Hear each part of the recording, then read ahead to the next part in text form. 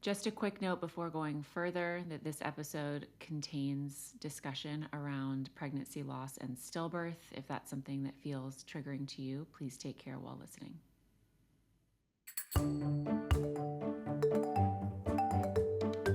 Okay, so for today's episode of BDA Baby, we have on dermatologist to both adults and children, Dr. Laura Scott. We're going to talk about all things children's dermatology, which we have not tackled yet, and have a ton of questions about just with a newborn and all the skin things that come up there. So here we go.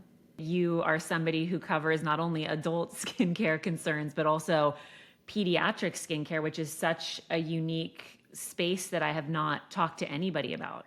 Well, it is my passion, and I think, part of this lecture that I'm going to give is about allowing the little things that might seem like failures or just unplanned things, right? Like this wasn't in the way everything is supposed to work out when I wrote out my 5 and 10 and 15-year plan. But all of those little detours end up becoming like what makes your magic sauce, right? And so for me, it was never, I always kind of knew I wanted to be a mom, but it wasn't like front and center. It was like, I'm going to be a doctor. I thought I was going to be an OBGYN actually. Didn't end up liking that so much, but along the way had all of my children, so I had my first child before we even finished medical school, another one intern year, another one advanced residency of dermatology, another one, finally as an attending. And it was my passion for my kids and being good with kids that allowed me to really, enjoy pediatric dermatology and see it from a different standpoint. Like once you're a mom, you know what it feels like sitting in that chair wanting the best for your baby. And I think it's not that you can't be that good if you're not a mom or a parent, but it certainly gives you like a different level of understanding and a new way to communicate and get important topics across to those parents too. I also feel like it's such an untapped space for people because there's like, you don't really realize until maybe you have a baby or you're close with someone who has a baby, how many different skin concerns come up with a newborn who's like just entering this world. And then all of a sudden they're like, splotchy some days, there's cradle cap, there's the newborn peel, there's do you use product, do you not use product, there's the power of the vernix, power of breast milk. Like there are all these different components that go into just like right from the start caring for a new baby's skin. I'm curious, like what are the conversations that you're having and like what age is that starting with parents and with kids? Oh man, it starts, the ones who are ahead of it are the ones who have already had children and they're coming in to see me while they're pregnant. And so we're already talking, I have eczema in my first one. We finally got it under control. Is there anything I can do during this pregnancy? Is there anything I can do right when the baby is born? Moms are trying to get ahead of it in terms of, reducing the chances of babies having skin issues. And it's so interesting because this is always the cool part of being in this more general public facing role where we get to talk the more common skin things, like everything that you mentioned. But a lot of our training and what makes us, kind of like the experts in skin is all that is almost, I don't want to call it easy because it's certainly made a lot more complicated with all of the other discussion we have around it from people in all different, specialties. But then you have the actual newborn, things that I would get paged in the middle of the night and get called into the NICU to evaluate a new baby who was born without skin on their left leg and do a new biopsy on a 2-day-old baby for a genetic condition called epidermolysis bullosa, right? Or these new blisters and pustules that are all over baby. And what is this? Do we need to do a spinal tap? So there's just such a giant spectrum of dermatology, and there's the fun, more common, basically taking care of healthy babies and healthy parents, and then the medical side of things too. And so one of the things that I'm oftentimes talking about with patients is one, normalizing some of the very normal things to just help them feel a little bit less alone. And I think social media has been a great place and tool for that. I remember so often the late night breastfeeding scrolls on social media, right? That's where you're catching up on whatever's going on. And so we've done a better job of normalizing these things. But there was a time where it was like, cradle cap, what is happening to my baby? This has never happened before? Do I need to cut something out of my diet? Do I need to change all of our shampoos? Do I need to soak them in beef tallow? Like now there's all of these things. And so a lot of it is just letting parents express their concerns, figure out what is most troubling to them, and then we go ahead and tackle things. What are the normal skincare concerns that you most experience with babies?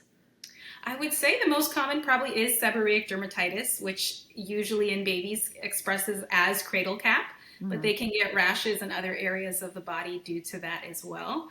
And oftentimes I'm telling parents, we see this in our age too with dandruff, right? It's just a different form because we see it at different ages, looking a little bit different.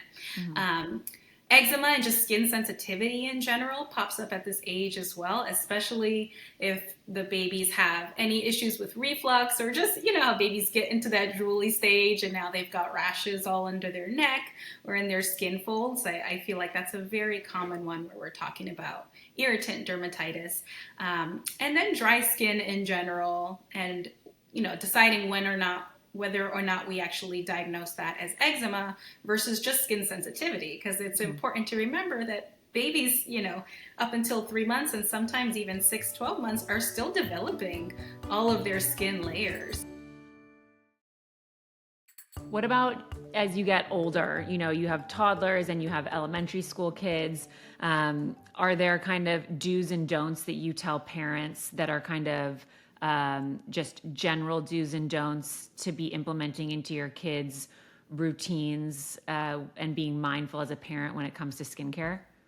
Yeah, I would say I'm always cautious, right? I want to empower and not kind of like fear monger. And so usually a lot of parents are approaching me with things they've already heard. And so I would say a lot of my advice is kind of calming them down a little bit in terms of some of the things they may have heard online.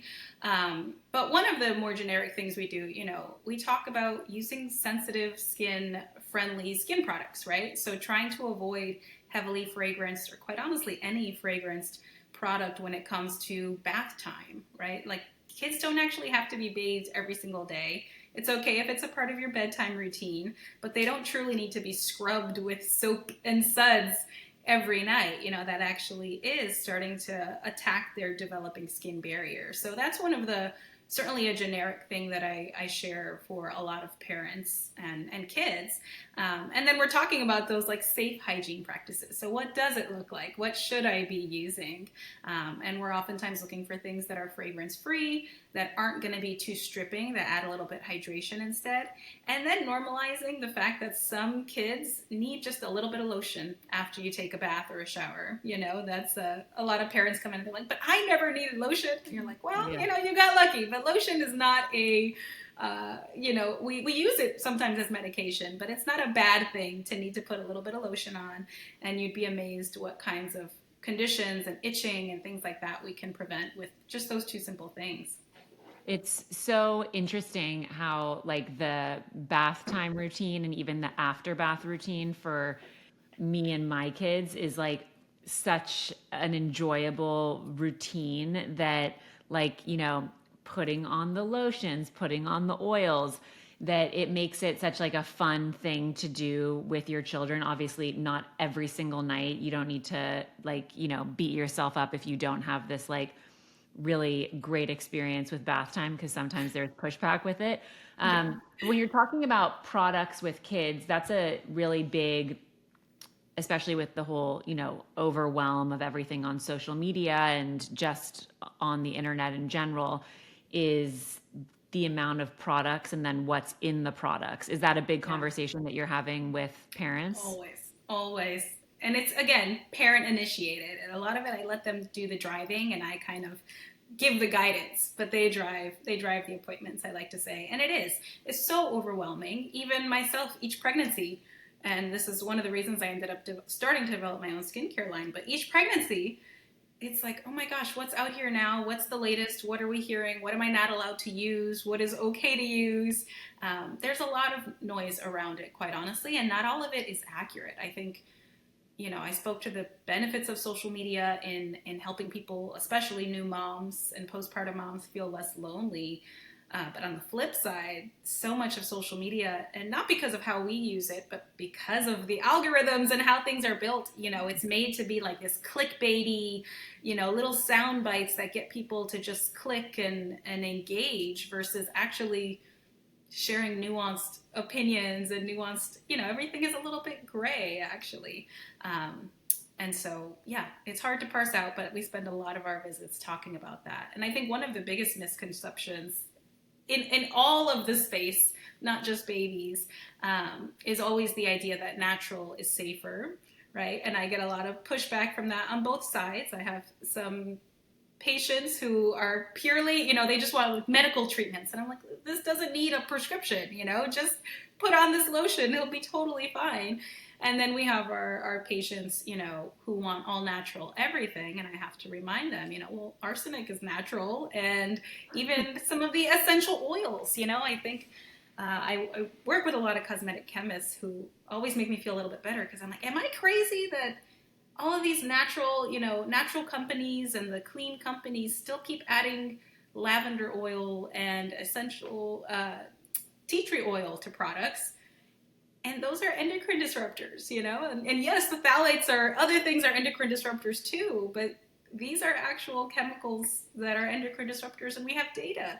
So it's like I said, we try not to fearmonger. We want to empower and allow parents to make the best decisions, because I think right now everybody feels overwhelmed with everything, right? I just saw a post where a mom was saying, what are the cotton only activewear lines, because apparently now I cannot be wearing, whatever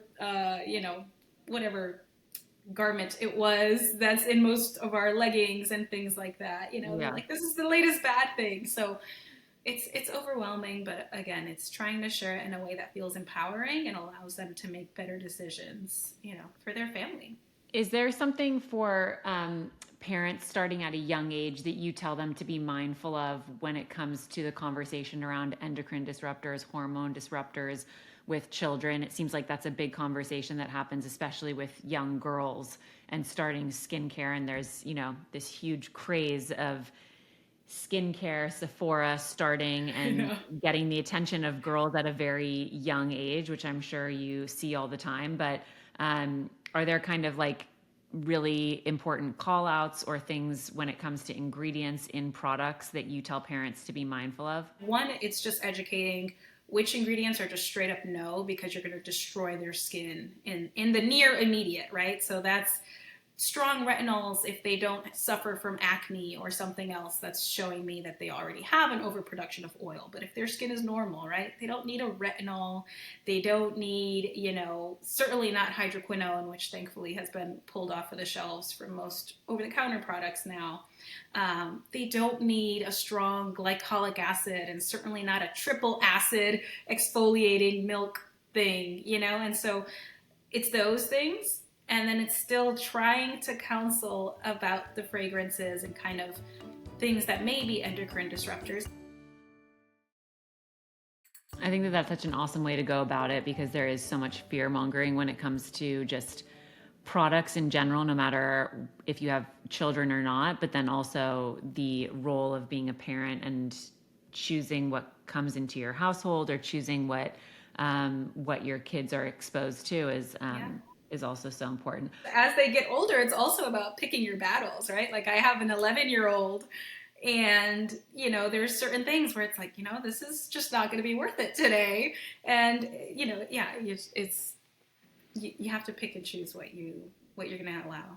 Yeah, I'm sure also it's probably a whole thing with friends coming in and also having different experiences at their homes. Yeah, and so-and-so's mom lets her do this, and you're Yeah. just like, oh boy, we're starting already. I know. Great. Can't wait.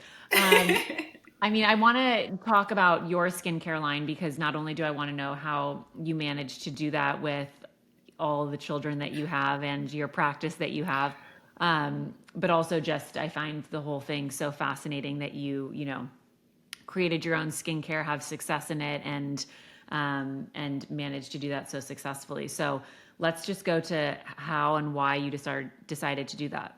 Oh man, so I've done a lot of things lately that I said I would never do or wasn't interested in doing, and a lot of it just came, the skincare line particularly came out of feeling like this really needs to happen, and there's no other person, I think, who can do this now except me. And that sounds a little like crazy, but I'll back up in that, I kind of gave you the list, the order that I had all my kids. And each one, was just a crazy time in training, whether I was still a resident or medical student, or even my first or second year as an attending when COVID happened. That was actually the year that I was really pregnant with June, who's now my about to be 5-year-old. So crazy that it was so long ago now. But that year especially, I think, because we had so many people on social media once things kind of shut down in the real world, I had an explosion of comments. I mean, I would get it every pregnancy, but this pregnancy was truly eye-opening. With every single product I shared or routine I shared, I would always get, is this pregnancy safe? Is this nursing safe? And in my mind, I know what's nursing safe. I know what's pregnancy safe. There are plenty of products. They exist out there. I didn't feel like anyone was perfect, but I had things that I could recommend to patients. But when I looked again and actually searching Sephora and all these places, there was nothing that was clearly pregnancy safe. And a lot of patients just get that runaround like, oh, well, go talk to your OBGYN. The OBGYN says, go talk to your dermatologist.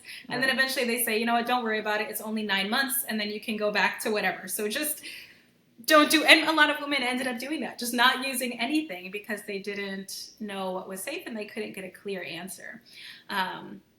Of course, despite getting all those questions, everything else was kind of shut down in a different way where I just felt like, this is a little crazy. I'm still gonna, maybe a brand will reach out to me and I can help them consult on the product, because I've done that before as well, helping brands as their kind of lead dermatologist consultant and helping to create products for their brand. Because again, I was like, I still don't want to, it's a beast. I know it's a beast and I don't really want to do it. I don't. Yeah.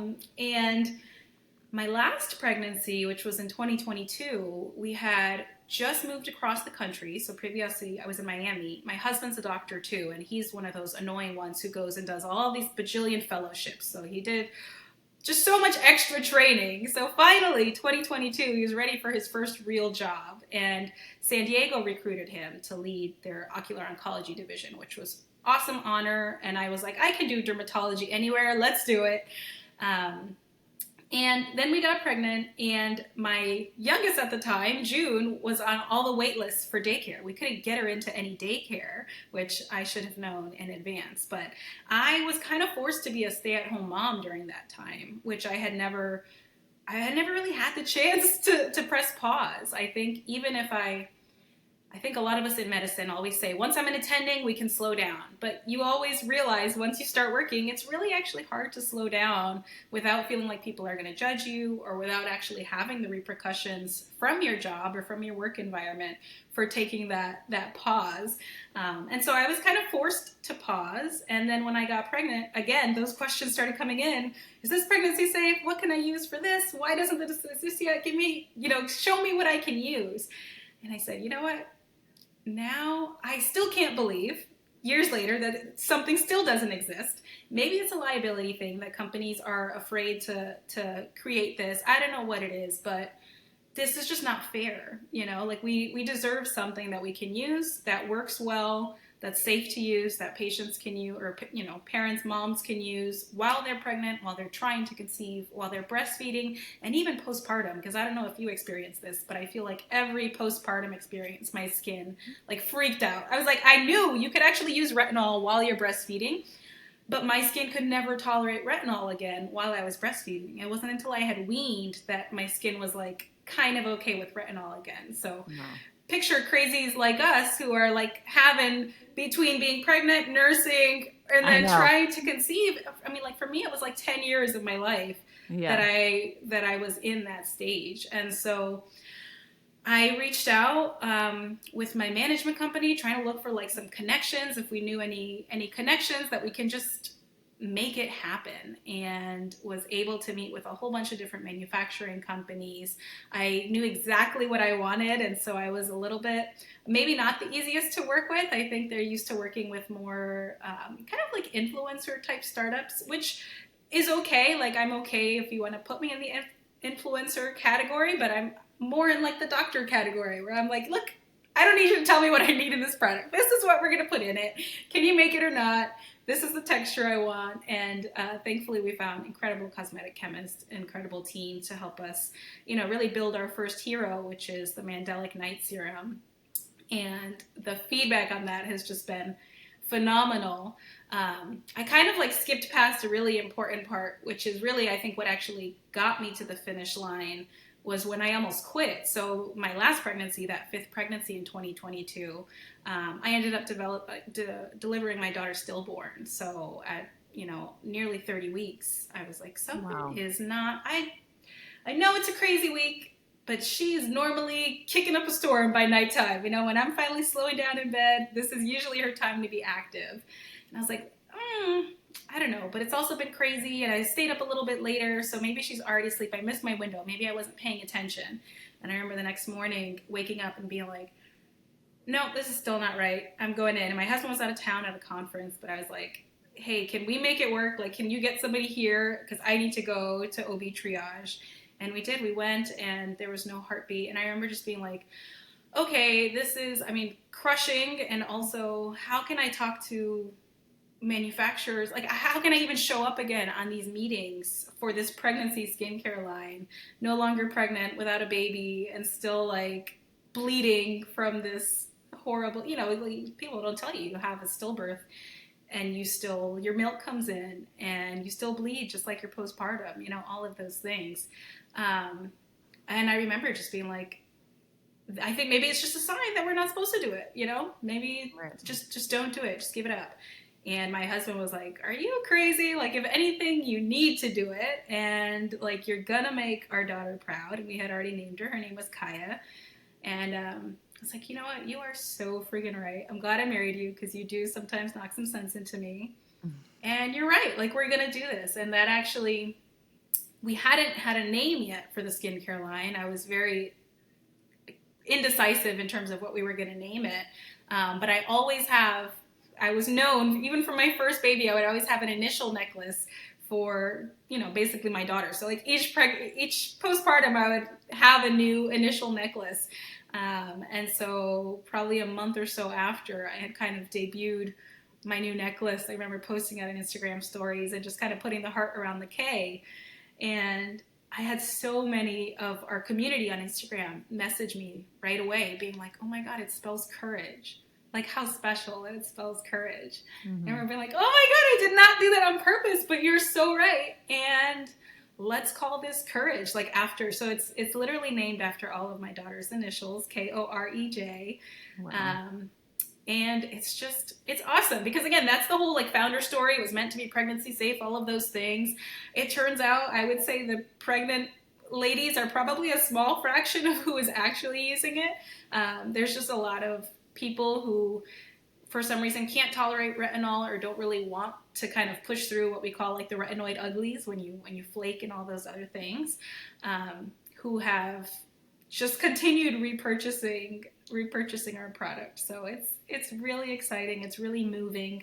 I think you put anything like this out into the world and you're just holding your breath, being like, oh my God, are people gonna like it? How do you, start a company and also follow through with actually developing a company and putting a product like that out into the world while also simultaneously experiencing such devastating loss and pushing through that? Because that's, I would imagine, to be really challenging. Yeah, I mean, it's hard to say how. I think there is a clarity that comes with purpose and kind of finding your purpose. And so I kind of just said, I'm going to put purpose to this pain, right? I'm going to turn it into something that can help other people. And so we did that. We did that with the product, and I did it in kind of the advocacy and just vocal work I do on social media in terms of sharing, simple things like counting kicks, download an easy app when you're 28 weeks. And it's one of those crazy things. Oftentimes we recommend it at 30 weeks to count your kicks. And it's 28 weeks if you're high risk. But I argue a lot of women don't know they're high risk until something happens, right? If sometimes I've forgiven myself at this point I'm in a good place. But I remember earlier on being like, I wish I knew. I would have like started counting kicks at the 28 weeks and I would have noticed something and we could have gotten there sooner and like could have saved her. And 28 weeks is, again, having worked in NICUs, 28 weeks is absolutely viable in a NICU. It would have sucked being in the ICU, but like we would have done it. And you beat yourself up through all of that. And then it's like, you know what? No. So many women go through this. The numbers are astounding. The number of babies that die due to stillbirth, which is essentially after 20 weeks, they're developed. It's not considered a miscarriage. Women have to vaginally or C-section, deliver them, is higher than SIDS and all of the first year infections, everything combined. It's insanely common, and yet we don't really hear about it. And so many of the women who suffer through it alone. And obviously we beat ourselves up. We think that we're supposed to be safe for this baby. This was the safe place for babies, and I couldn't do it. And so for me, somebody who has lived so much of their life online, I started my blog back then. Blogger was a thing in medical school, which was now almost 14 years ago. We're coming up on our 10-year medical school graduation reunion, which is insane. So all those years on social media, I'm somebody who has become comfortable with sharing hard things and kind of seeing it as a tool to help people feel less lonely or to feel like they're not going through whatever they're walking on that path alone. Like someone else has been there before. And now the amount of moms, I'm going to try not to tear up, but this to me is like the best part of it all. Skincare is cool. The amount of moms who have now messaged me photos of their babies, like alive babies, that, Lincoln is here because of Kaya, or Connor's here because of Kaya. This is, Emma, now I'm making up names because I don't even remember them all, but the number of babies we've brought earthside, I like to say, has been just the most phenomenal thing. And I think, again, in trying to assign some purpose to this pain, like, we can't always find a reason for why it happened. And again, as a medical person, we got an autopsy, we got all the studies done, we did everything we could to get as much information as possible, and we never got an answer. She was perfect. We don't know why it happened. But if I can assign any purpose to it, right, it's like, okay, well, she was meant to bring all these other babies, and who knows what those babies are going to do in the world, right? So I think there is a little bit of delusion that has to come with it in terms of pushing through to see a project to fruition, a little bit of delusion, but also just that idea that like, I'm going to make this worthwhile. It's not going to have happened just to have happened and be like this dark chapter of my life that we never talk about anymore. My kids are going to talk about Kaya, and they've got, you can't see my whole bookshelf, but they've got an entire shrine over there next to her ashes where they draw pictures for her, and on Mother's Day we get cards. She's like a part of the family that's drawn in, and this family she's not forgotten, and in the world, it feels special that she's not forgotten. So I think that was definitely what kind of pushed us through. In terms of actually doing all the stuff now, I'm like, my God, I need to hire a team because I can't keep doing all of the things. So there's, now that we kind of wanted this proof of principle, and now we definitely have it. I think we will be kind of revisiting some meetings with investors and trying to see how we can build it to be something that doesn't necessarily require me doing all the things, because I am doing a lot.